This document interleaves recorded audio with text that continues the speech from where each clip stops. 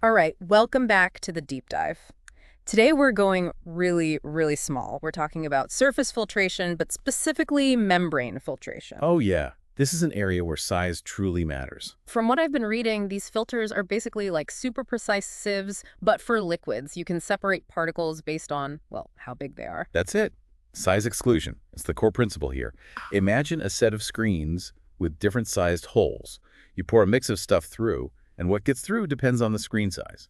Larger particles get stuck, smaller ones slip through. And from the material you sent over, there are four main types we should cover: microfiltration, ultrafiltration, nanofiltration, and reverse osmosis. It's crazy how much the pore sizes vary from zero point 0.1 to 10 micrometers all the way down to, well, essentially no pores at all, less than 0.0001 micrometers. And those tiny, tiny differences in pore size make a huge difference in what each filter can actually do.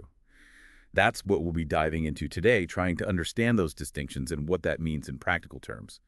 We'll be pulling all our insights from the provided information on filtration techniques and cell mass removal. Sounds good. So let's start with the biggest pores first, microfiltration, MF.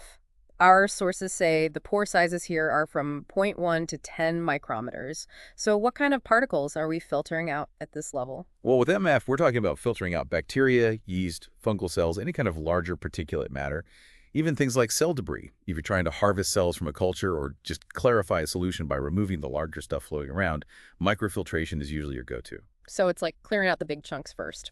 Next up, we have ultrafiltration, or UF. The pores are much smaller here, from zero point zero 0.01 to zero point 0.1 micrometers. What can we filter out with ultrafiltration? Well, ultrafiltration takes everything microfiltration removes, and then some. We're also talking about filtering out viruses, colloids, which are basically super tiny particles dispersed in a liquid, and then proteins and other larger biomolecules. UF is big in things like concentrating proteins or removing endotoxins. Now we're talking really small stuff. Okay, then there's nanofiltration, NF, with even smaller pores, from 0.001 to zero point zero 0.01 micrometers. What's special about nanofiltration? This is where we start getting into filtering dissolved substances. Nanofiltration excels at removing multivalent ions like calcium and magnesium, those things that make water hard, and things like nitrates and sulfates. It can also remove some dissolved organics, even some viruses. So water softening, color removal, that kind of thing. Exactly. Plus, what's really cool is that it can be much more targeted than reverse osmosis, so you can save energy and only remove what you need to, especially for certain water treatment needs. All right. And finally, the smallest of the small, reverse osmosis, or RO. These pores are tiny, less than 0.001 micrometers. So what's the result? Reverse osmosis is like the ultimate purification step. It removes almost everything, all the dissolved salts, minerals, organics, basically leaving you with pure water. Hmm. That's how we get high purity water for all sorts of applications, even desalination. You're essentially stripping the water down to its bare essence just by using a really, really, really fine filter. Pretty amazing, right? Yeah, it's incredible how much you can achieve just by playing with the size of the pores. Uh-huh. Now, the material we have also mentions different physical setups for these membranes. Can you give us a quick overview of the configurations? Sure. The common ones you'll come across are plate and frame, spiral wound, and hollow fiber.